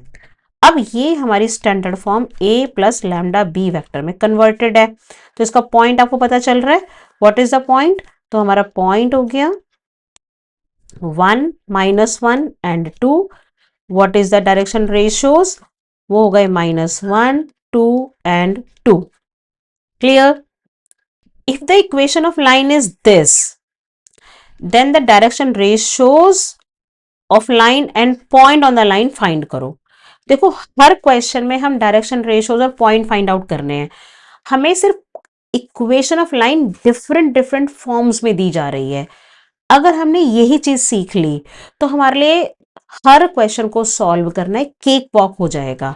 अब इसमें देखो, इसको अगर स्टैंडर्ड फॉर्म में हम कन्वर्ट करें तो हमारी लाइन क्या होगी? अगर हम इसे इक्वेशन को स्टैंडर्ड फॉर्म में कन्वर्ट कर रहे हैं तो मैं इसे ऐसा लिख सकती हूँ x-0/3 y-0/-4। मैं इसको लिख सकती हूँ z/1 अगर कुछ भी नहीं है तो, और यहां पर हम इसे -0 कह सकते हैं। तो मैंने सिर्फ इस लाइन को रीराइट किया और अब ये आपकी स्टैंडर्ड फॉर्म से रिजेंबल कर रही है, x-x1/a y-y1/b एंड z-z1/c। तो अब आप ही मुझे बता दो, कमेंट करो कि इसके डायरेक्शन रेशियोज क्या है और उसके पॉइंट क्या है। Yes, I am waiting for your answer in the comments. See this is one of the important question जो कि अल्बर्ट 2015 का आया हुआ क्वेश्चन है। और इस क्वेश्चन में the equations of lines are this, find DCs of the line. देखो ये लाइन से डिफरेंटली गिवन है आपको और इसे हमने स्टैंडर्ड फॉर्म में कन्वर्ट करना है। तो ऐसा हमने अभी पीछे क्वेश्चन किया है, 5x-3 is equal to 15y+7 and 3-10z। तो हमारा पहला एम क्या है कि हम x के कोफिशिएंट को +1 बनाएंगे, y के कोफिशिएंट को +1 बनाएंगे। तो हमने यहाँ से 5 कॉमन लिया, +15 कॉमन लिया और -10 कॉमन लिया। हमारी ये फॉर्म बनी। हम इस 5 को 1/5, 15 1/15 और -1/10 लिखा। हमारे डायरेक्शन रेशियोज क्या आ गए? 1/5, 1/15, -1/10।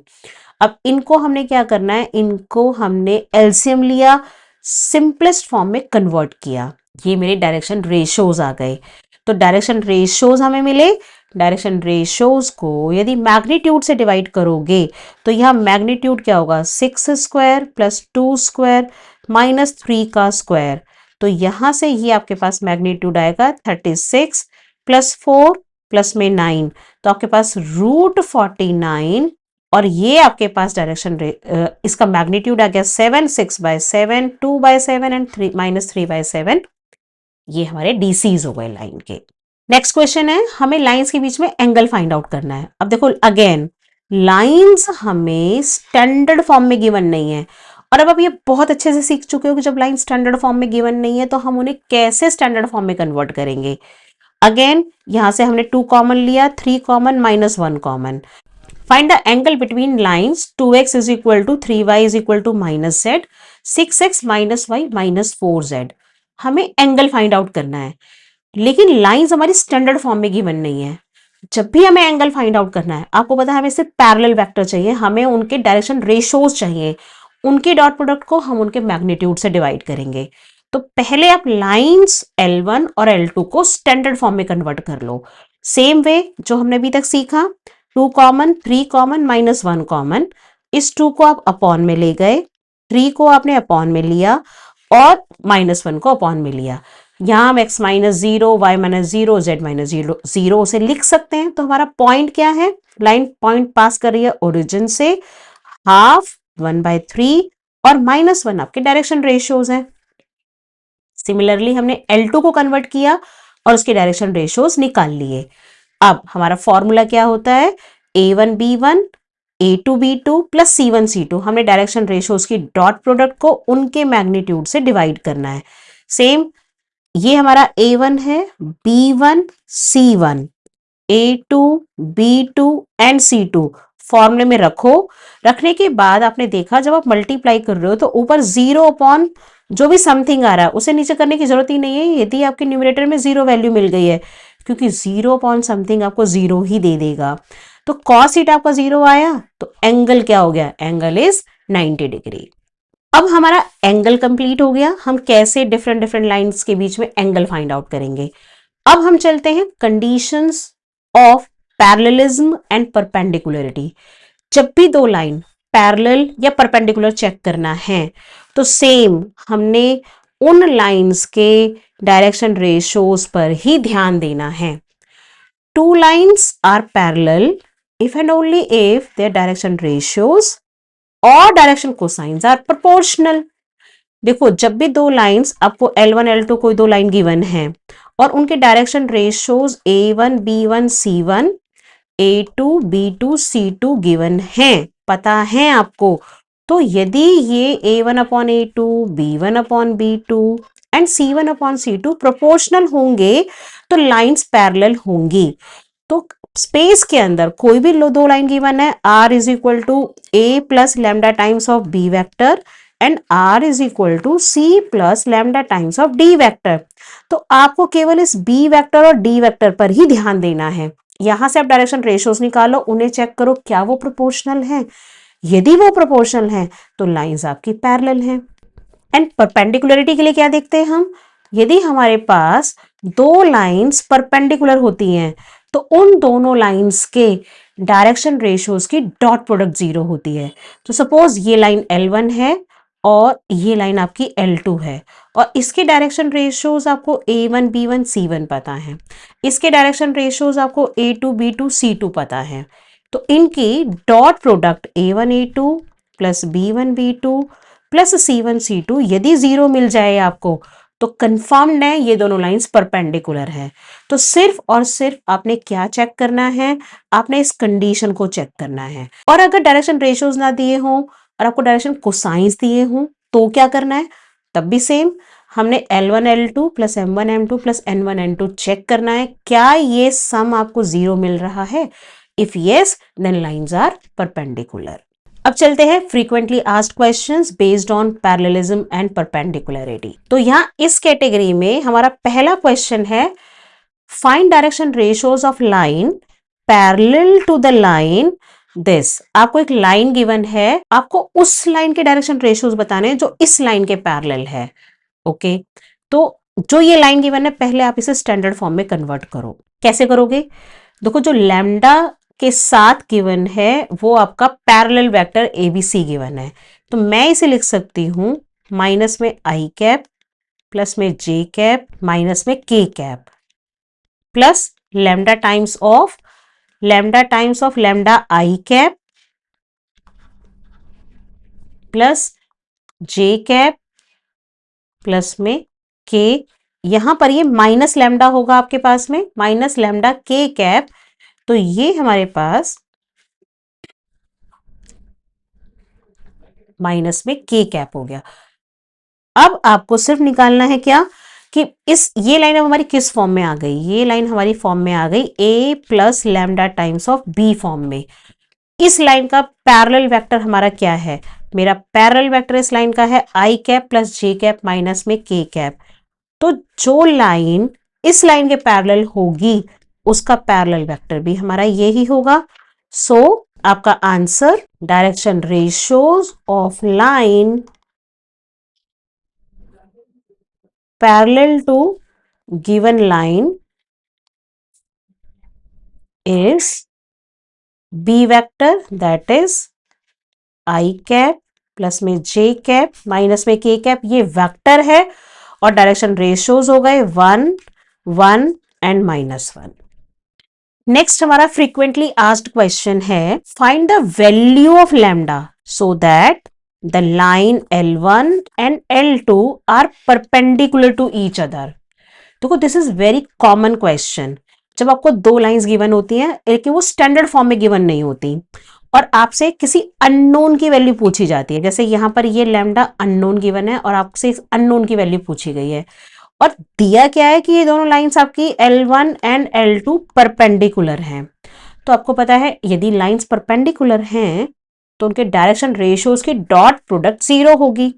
तो सबसे पहला मेन काम यहां है आपका कि आप इन लाइंस को स्टैंडर्ड फॉर्म में कन्वर्ट करो। उसको करने के लिए एक्स कोफिशिएंट को +1 बनाना है, तो आपने -1 कॉमन लिया, यहाँ आपका y -2/2 लैम्डा, z -3/2, ये सेम है, सिर्फ हमने इसमें -1 को कॉमन लिया है, और यहाँ हमारा z का कोफिशिएंट नेगेटिव है तो हमने सिर्फ ये -1 कॉमन लिया है, और अब हमने उसको लिख लिया। ये -1 हम नीचे ले गए, x -1/-3, y -2/2 लैम्डा, z -3/2, और इसको भी हमने इस माइनस को हम नीचे लेकर आ गए। तो ये हमारी L1 और L2 स्टैंडर्ड फॉर्म में आ चुकी हैं। क्योंकि लाइंस परपेंडिकुलर हैं तो देखो ये हमारा A1, B1, C1 है, ये आपका A2, B2 एंड C2 है। यदि लाइंस परपेंडिकुलर हैं तो आपके A1, A2, B1, B2, C1, C2 0 होगा। तो आपके पास में -3, 2 lambda and 2, these are the direction ratios of L1, and 3 lambda 1 -7, these are direction ratios of L2। तो इनके आप डॉट प्रोडक्ट चेक करो, -3 into 3 lambda plus 2 lambda into 1 plus 2 into -7, ये क्या आंसर आ रहा है? तो ये आपके पास डॉट प्रोडक्ट 0 होनी चाहिए, because lines are perpendicular, therefore ये डॉट प्रोडक्ट 0 होगी। इससे हम लैम्डा की अननोन वैल्यू निकालने जा रहे हैं। तो -9 lambda plus 2 lambda -14 is equal to 0। It implies आपके पास बच चुका है माइनस में 7 lambda is equal to 14 and lambda is equal to -2। This is your required answer. तो आपने देखा किस तरीके से हम क्वेश्चन सॉल्व कर सकते हैं based on parallelism and perpendicularity. अब हम इस सेगमेंट में चल रहे हैं point of intersection of two lines पर, कि यदि आपको दो लाइंस गिवन है तो आप उनका पॉइंट ऑफ इंटरसेक्शन कैसे निकालेंगे। This is very very important part of 3D। तो इसको समझने के लिए सबसे पहले हम एक क्वेश्चन देखते हैं। Show that the lines x -1/3, y -1/-1, z +1 is equal to 0 and x -4/2, z +1/3, y equal to 0 intersect each other। हमने ये शो करना है कि ये लाइंस इंटरसेक्ट कर रही हैं। Then we need to find point of intersection. तो हमने लेट किया कि ये लाइन किसी एक लैम्डा के इक्वल है पहली लाइन, और L2 हमारी किसी म्यू के इक्वल है। ओके, यहां से मैंने जनरल पॉइंट x, y और z निकाला, क्योंकि देखो x -1/3 भी लैम्डा के इक्वल है, तो यहां से हम जनरल पॉइंट निकाल रहे हैं। x is equal to 3 lambda plus 1, y is equal to -, lambda plus 1 and z is equal to 0 lambda -1। मैंने x, y, z general point निकाले पहली लाइन के। सिमिलरली हमने लाइन 2 के जनरल पॉइंट्स निकाल लिए।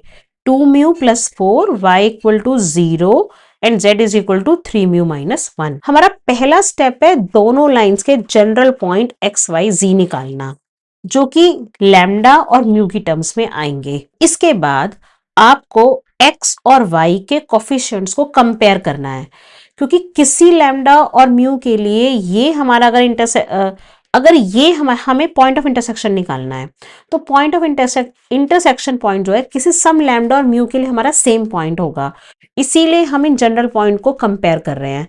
तो x के कोफिशिएंट्स को कंपेयर कर रहे हैं, तो x का कोफिशिएंट यहाँ है 3 लैम्डा प्लस 1 और यहाँ है 2 म्यू प्लस 4। तो मैंने कंपेयर किया coefficients of x, 3 lambda plus 1 is equal to 2 mu plus 4। तो यहां से आपको एक इक्वेशन मिली लैम्डा और म्यू के अंदर 3 lambda minus 2 mu is equal to 3। मैंने y के कोफिशिएंट को कंपेयर किया, तो minus lambda plus 1 this is equal to 0। ये मेरी सेकेंड इक्वेशन है। इन इक्वेशंस को मैं क्या करने जा रही हूं, दिस इज, देखो मैंने 6 तक की इक्वेशन बना रखी है। This is my 7th equation and this is my 8th equation. इस 8th इक्वेशन से हमारा लैम्डा 1 हमें मिल गया। इस लैम्डा की वैल्यू मैं पुट कर रही हूं, put value of lambda in equation 7। तो ये बन गई 3 minus 2 mu is equal to 3 और म्यू हमारे पास आ गई वैल्यू 0। तो हमारी लैम्डा की वैल्यू 1 और म्यू की वैल्यू 0 आ चुकी है। आपने इस वैल्यूज का क्या करना है, इन वैल्यूज को आपने जो थर्ड कॉफिशिएंट बचा है z वाला उसमें पुट करके देखो क्या लैम्डा और म्यू की वैल्यू थर्ड कॉफिशिएंट में पुट करने के बाद हमें सेम आंसर मिल रहा है।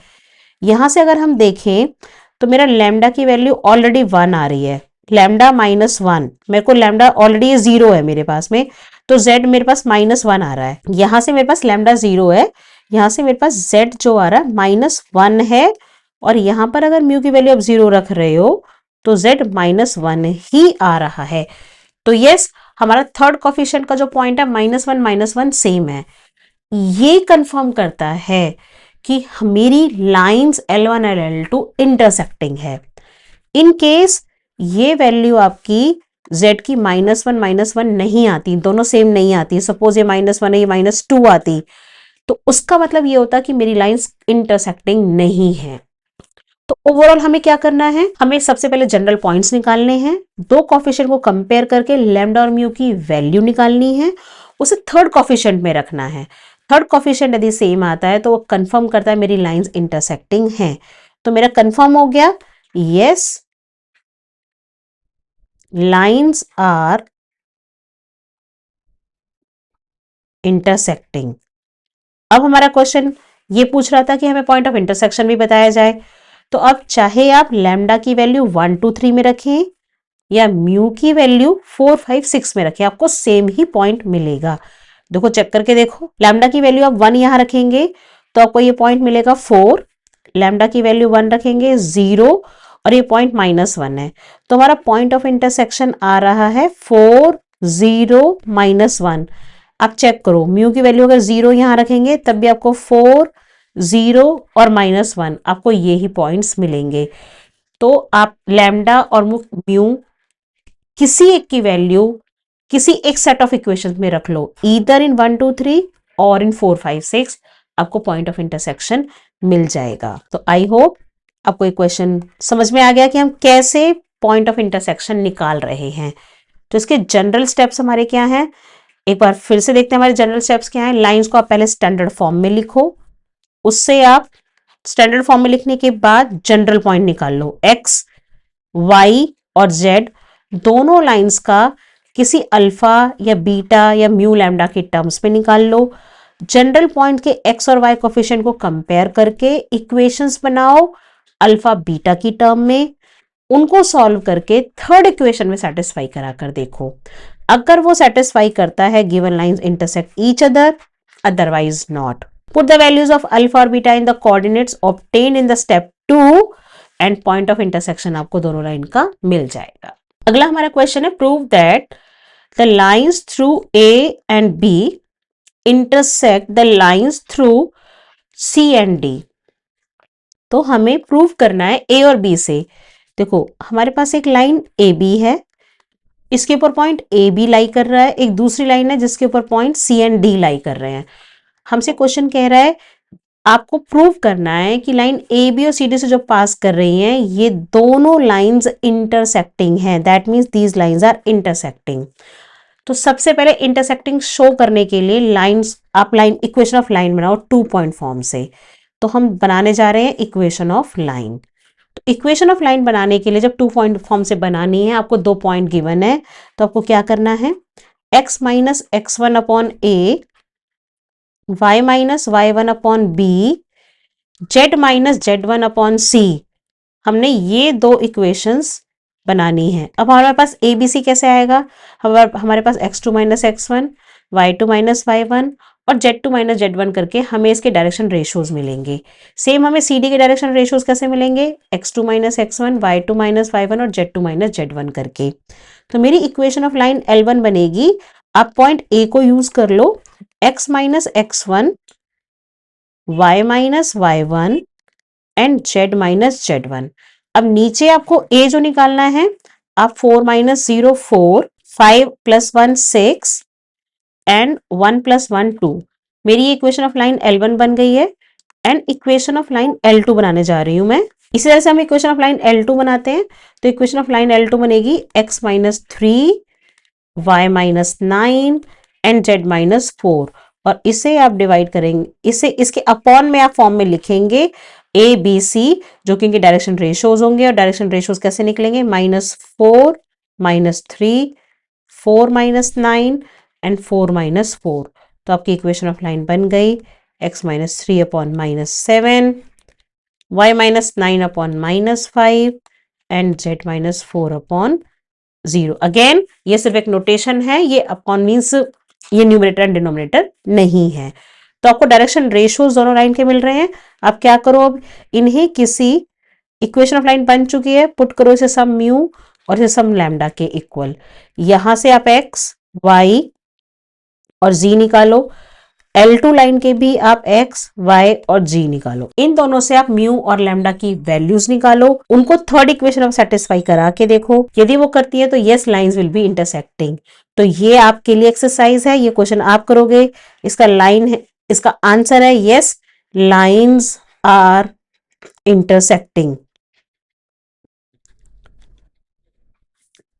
अब हमारी स्क्रीन पे जो क्वेश्चन है, ये क्वेश्चन मोस्ट इंपॉर्टेंट क्वेश्चन है। और क्वेश्चन क्या है, ये क्वेश्चन है find the coordinates of the foot of perpendicular and the length of perpendicular drawn from the point P to the line R, also find its image।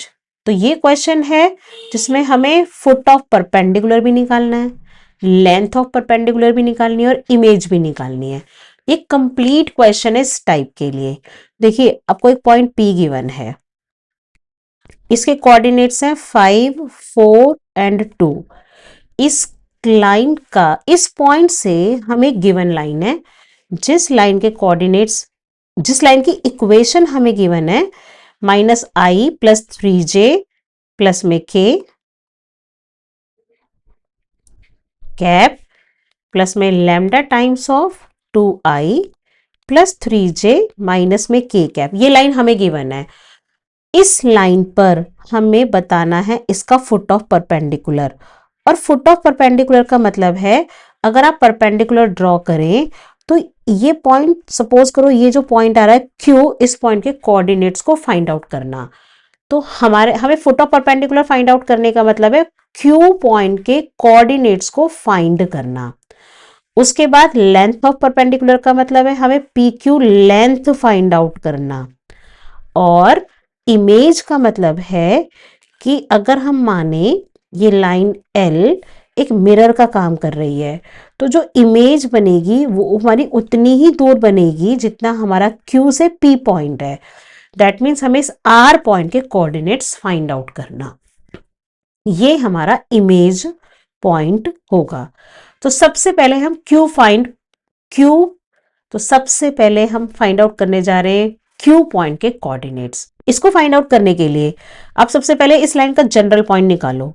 अगर इस line का आप जनरल पॉइंट निकालते हो तो इस लाइन का जनरल पॉइंट क्या होगा, वो होगा x is equal to -1 plus में 2 लैम्डा, y हमारे पास में होगा 3 प्लस 3 लैम्डा और z होगा आपके पास में 1 माइनस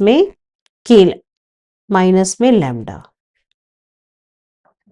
ये मैंने जनरल पॉइंट निकाल लिया इस लाइन का, जो गिवन लाइन है। ये जनरल पॉइंट हमने क्यों निकाला है, देखो ये जनरल पॉइंट हम मानते हैं किसी सम पर्टिकुलर लैम्डा के लिए ये हमारा फुट ऑफ परपेंडिकुलर होगा। तो मुझे गिवन लाइन L पर एक जनरल पॉइंट मिल चुका है और ये मेरा पॉइंट Q है। तो ये पॉइंट है हमारा Q पॉइंट। तो हमारे Q पॉइंट के कोऑर्डिनेट्स है -1 प्लस में 2 लैम्डा, 3 प्लस में 3 लैम्डा एंड 1 माइनस लैम्डा। अब सिर्फ हमारा काम है इस लैम्डा अननोन को फाइंड आउट करना। ये लैम्डा हम फाइंड आउट करेंगे, यहाँ पुट करेंगे तो हमारा Q पॉइंट आ जाएगा। इसे हम देखो कैसे फाइंड आउट करेंगे, as PQ is perpendicular to line L, तो इन दोनों के डायरेक्शन रेशियोज की डॉट प्रोडक्ट 0 होगी। That means A1 A2 plus B1 B2 plus C1 C2 0 होगी। डायरेक्शन रेशियोज जो आपकी गिवन लाइन है उसके डायरेक्शन रेशियोज आपके लाइन के डीआरस, direction ratios of given line है 2, 3 एंड -1। क्या हम direction ratios of P Q निकाल सकते हैं?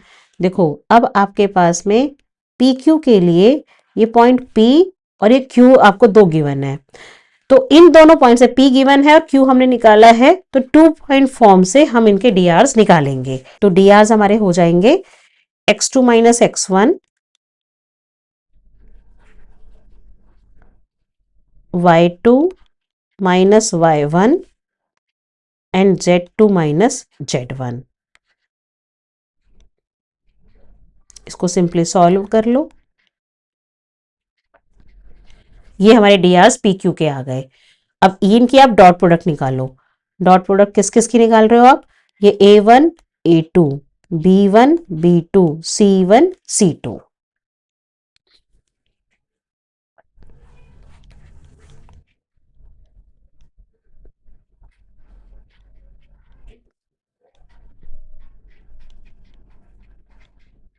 जीरो पुट करो, इसे सिंपली सॉल्व कर लो।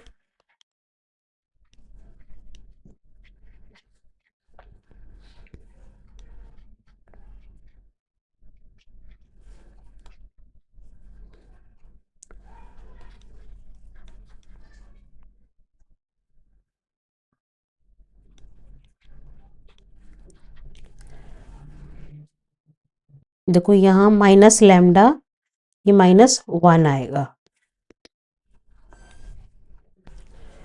तो ये हमारे पास में हो गया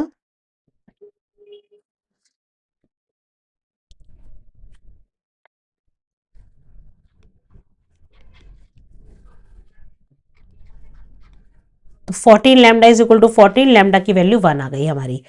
हमारी लैम्डा 1 आ गई। अब आपने क्या करना है, इस लैम्डा 1 की वैल्यू आप इस पॉइंट Q में रख दो। ओके, हमने ये लैम्डा 1 निकाल लिया है, लैम्डा की वैल्यू हमने पॉइंट Q में रख दी है, लैम्डा 1 आया जो हमारा, तो हमने लैम्डा की वैल्यू रखी और हमारा फुट ऑफ परपेंडिकुलर आ गया 160। ये लैम्डा 1 यहां रखा है हमने पॉइंट के अंदर, तो लैम्डा 1 रखा आपने, तो -1 + 2, 3 + 3 एंड 1 - 1, तो आपका पॉइंट बन गया 160। This is foot of perpendicular. अब लेंथ निकालनी है। लेंथ कहां से निकालनी है? आपका पॉइंट P गिवन था 542 और ये पॉइंट Q आ चुका है आपका, तो आपने सिर्फ डिस्टेंस फॉर्मूला लगाया। पॉइंट P था 542 और Q पॉइंट आपका आ चुका है 160, तो सिर्फ इसमें डिस्टेंस फॉर्मूला लगाना है। 5 - 1 का स्क्वायर, 4 - 6 का स्क्वायर, 2 - 0, तो इस तरीके से आपके पास लेंथ आ गई है। अब उसके बाद हमने क्या निकालना? उसके बाद हमने निकालना है ये R इमेज पॉइंट।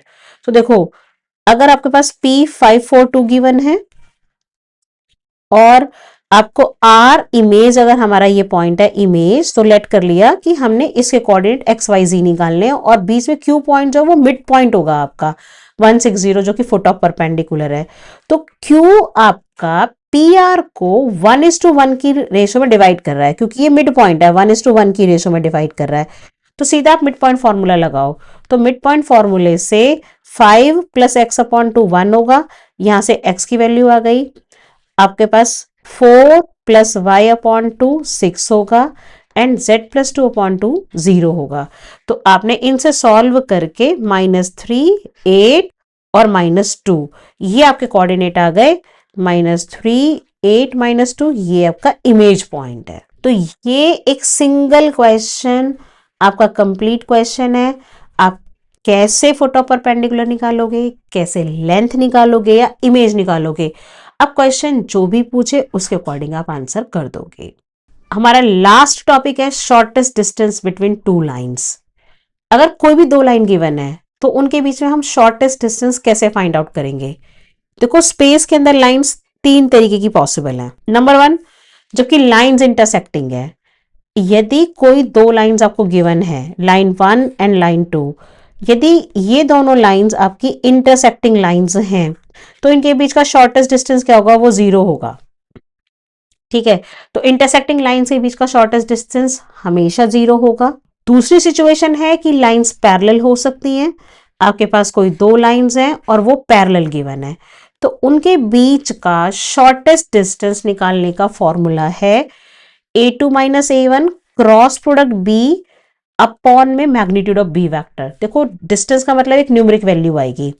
अगर आपके पास एक लाइन है a1 plus lambda b vector और लाइन 2 है आपकी r is equal to a2 plus lambda b vector, यहां पर देखो ये b वेक्टर सेम है, क्योंकि जब दो लाइंस पैरेलल होंगी तो उनका पैरेलल वेक्टर सेम होगा। डिफरेंट क्या होगा, एक के ऊपर एक a1 पॉइंट होगा, दूसरे के ऊपर a2 पॉइंट होगा।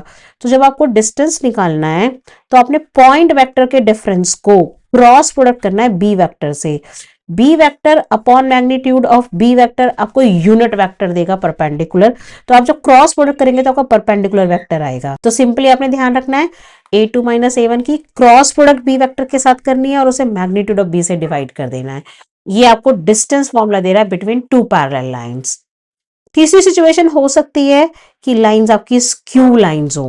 पहले तो समझते हैं कि स्क्यू लाइंस का मीनिंग क्या है।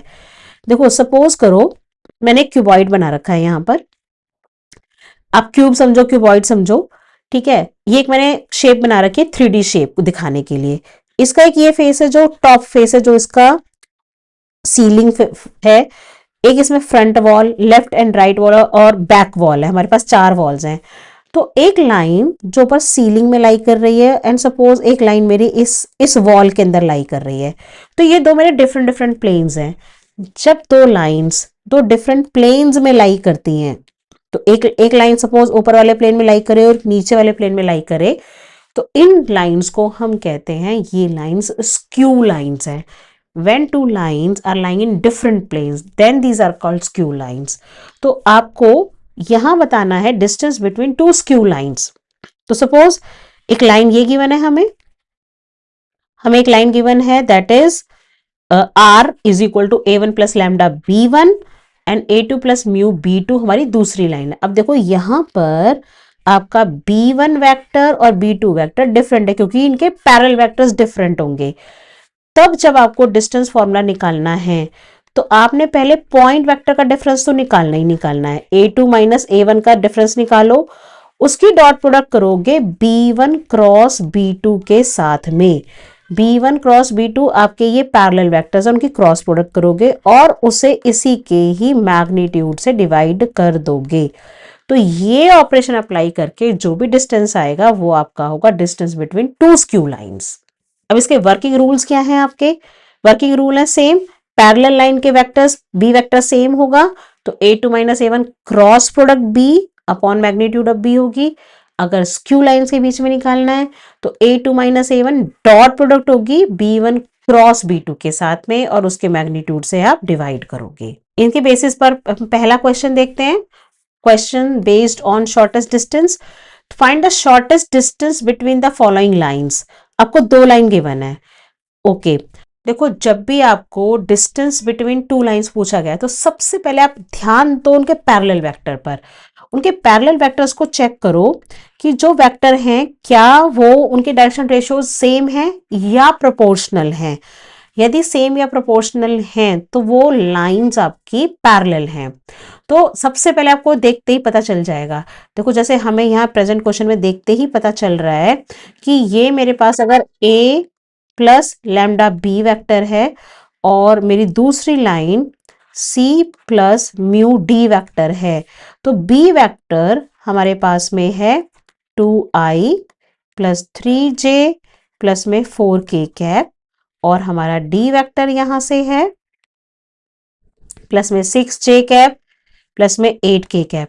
आप देख सकते हो, देखो हमारा जो d वेक्टर है वो 2 टाइम्स ऑफ b वेक्टर है, ट्वाइस है। 2 2 जा 4, 2 3 जा 6, 2 4 जा 8, हमारा ट्वाइस वेक्टर है। तो हमारे ये दोनों वेक्टर प्रोपोर्शनल हैं तो इसका मतलब ये लाइंस हमारी पैरेलल हैं। पैरेलल के लिए आपने सीधा फिर क्या फाइंड आउट करना है, a2 माइनस a1। अब पॉइंट वेक्टर का डिफरेंस निकालो, क्योंकि हमारा फॉर्मूला होता है a2 minus a1 cross product b divided by magnitude of b vector. तो हम इनमें से कोई भी b वेक्टर ले लेंगे अपना, हमारा b वेक्टर जो हमारा सिंपलेस्ट फॉर्म में है, और a2 माइनस a1 निकाल लो आप। a2 माइनस a1 तो 2 minus 1 i cap 4 minus 2 2j cap और 5 माइनस 3 प्लस में 2k कैप।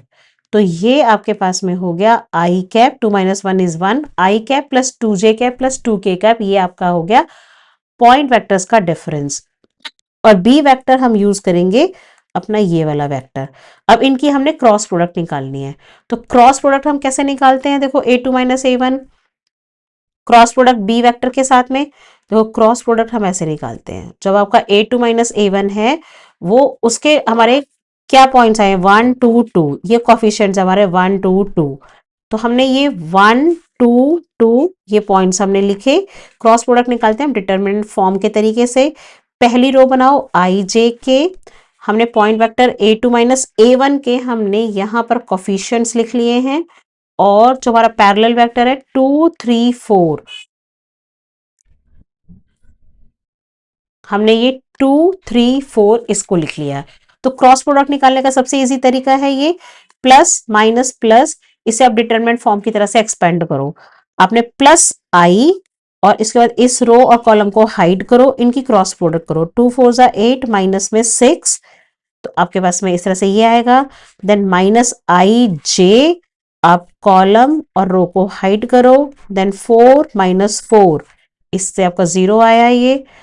प्लस में के कैप, इनको आप हाइड करो। 3 माइनस 4, तो आपने सॉल्व किया 2i माइनस में के कैप। ये क्रॉस प्रोडक्ट आपकी ये आ गई और इसका मैग्नीट्यूड निकालना है। तो मैग्नीट्यूड निकालने के लिए जो आपका बी वेक्टर का आपको मैग्नीट्यूड निकालना था 2 3 4, इसका बी वेक्टर का हमने मैग्नीट्यूड निकाला √29। तो हमारा डिस्टेंस आ गया 2i माइनस के कैप अपॉन √29 का मैग्नीट्यूड। तो ये मैग्नीट्यूड हमने निकाला 5 अपॉन √29 और ये हमारा डिस्टेंस आ गया between two parallel lines. Next question है हमारा कि हमें निकालना है, क्वेश्चन है find the nature of the lines. देखो दो लाइंस गिवन है, उनका नेचर फाइंड आउट करना है और also find the shortest distance between them.